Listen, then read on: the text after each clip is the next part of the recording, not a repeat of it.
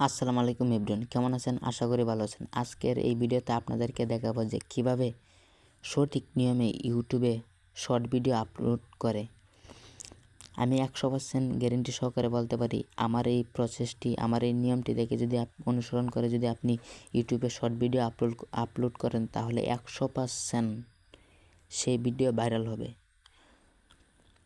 আজকে আপনাদের জন্য সেই প্রসেসটি নিয়েই হাজির হয়েছি। চলেন কথা না বাড়িয়ে মূল ভিডিওতে চলে যাই। প্রথমে আপনার ইউটিউব অ্যাপসটিতে টাচ করবেন। তারপর আপনাদেরকে এরকম একটি ইন্টারফেসে নিয়ে আসবে। এখান থেকে মাঝখানে নিচের দিকে একটি প্লাস আইকন পাবেন, এখানে টাচ করবেন। এখানে কানেক্ট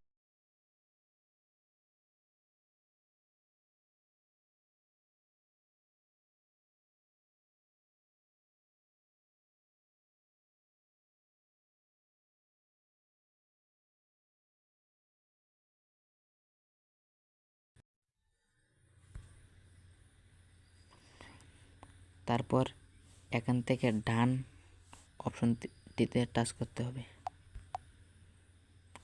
ভিডিওটা এখন প্রসেসিং হচ্ছে, কিছুটা সময় লাগবে।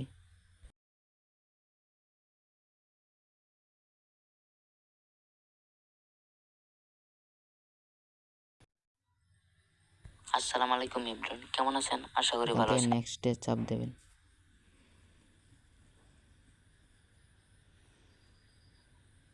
এখানে আপনাদেরকে এরকম একটি ইন্টারফেসে নিয়ে আসবেন।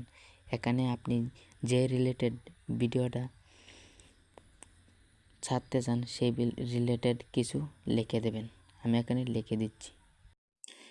লিখে দেওয়ার পর নিচের দিকে দেখতে পারবেন ভিজিবিলিটি, এখানে আনলিস্টেড রেখে দেবেন।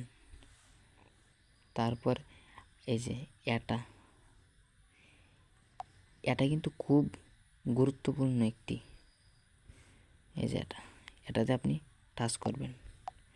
আপনি যদি বাচ্চাদের জন্য যদি এই ভিডিও তৈরি করেন তাহলে ইয়েস দিয়ে দেবেন, আর যদি বাচ্চাদের জন্য না করেন তাহলে এই যে নো। আমি এই ভিডিওটা বাচ্চাদের জন্য করছি, তাই এখানে নো দিয়ে সিলেক্ট করে রাখছি। এখানে আর কোনো কাজ করতে হবে না।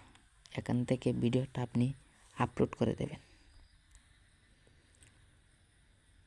এটাও করতে পারেন। আবার এখানে লাস্ট পর্যায়ে এখানে পাবলিশ করে ভিডিওটাকে আপলোড করে দেবেন।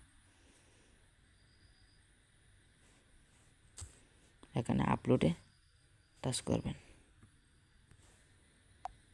এটাই ছিল আজকের মূলত ভিডিও।